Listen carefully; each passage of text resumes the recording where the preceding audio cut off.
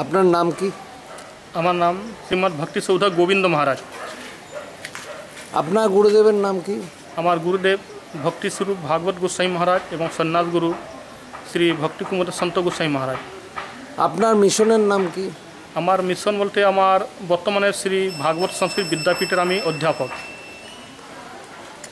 বর্তমান সমাজের যে করুণ অবস্থা এবং কলিহত সমাজ এবং মেটেরিয়াল সোসাইটি যেটাকে বলা হয়, জাগতিক সমাজের পক্ষে প্রভুপাদ শিল ভক্তি সিদ্ধান্ত সরস্বতী ঠাকুরের মতাদর্শ এবং চিন্তাধারা এই সমাজের পক্ষে কতটা জরুরি?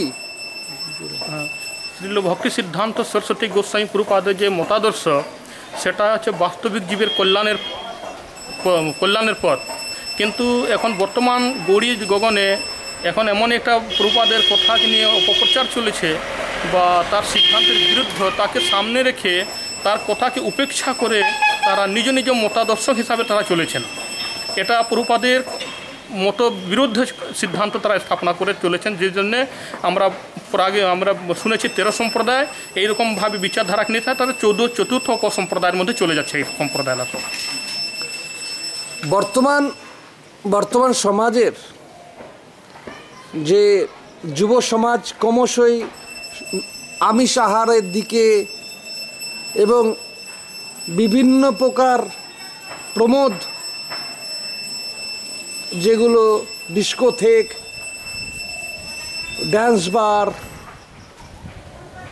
তারপর তারা অ্যাবর্শনের দিকে ক্রমশ যে এগিয়ে যাচ্ছে এবং সেক্স ভায়োলেন্সের দিকে, এই যুব সমাজকে কি প্রভুপাদ ভক্তি সিদ্ধান্ত সরস্বতী গোস্বামী ঠাকুরের প্রভুপাদের চিন্তাধারা এবং মতাদর্শ এই সমাজকে কি শোধরাতে পারে?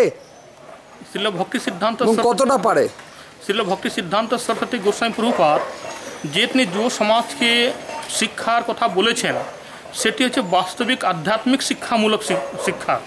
কিন্তু বর্তমান আচার্যগণ তাহারা কি করছেন, সেই কথাকে সামনে এনে যুবক সমাজকে তাহারা কি করছেন, ভোগময় কথা দিয়ে ভোগময় কথার মধ্যে তাহাকে প্রদীপ্ত করে আধ্যাত্মিক জগৎ থেকে দূরে সরাচ্ছেন তাহারা। না, আমি বলছি প্রভুপাদ ভক্তি সিদ্ধান্ত সরস্বতীর যে চিন্তাধারা মতাদর্শ সেটা যদি সঠিকভাবে প্রচার হয় এই সমাজকে কি শোধরাতে পারে? সেই নিশ্চয়।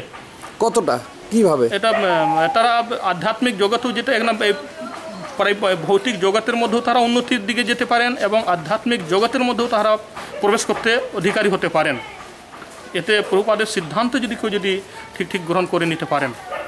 কি কি সিদ্ধান্ত আছে? সিদ্ধান্ত বলতে তিনি যে সিদ্ধান্ত বলতে অনেক কিছুই তার কথা মতাদর্শক আছে, কিন্তু সেই মতাদর্শকের কথা বলতে গিয়ে প্রথমে তিনি যে সমস্ত সাধু বা সাধকের যে ভজন প্রণালীর কথা দিয়েছেন বা উপদেশ দিয়েছেন সেগুলোকে যথাযথ ক্রমে সেটাকে পালন করতে পারলে, কিন্তু সেটা শাস্ত্র সাপেক্ষগুলো আছে, সেটা বহু সময়ের অপেক্ষা আছে।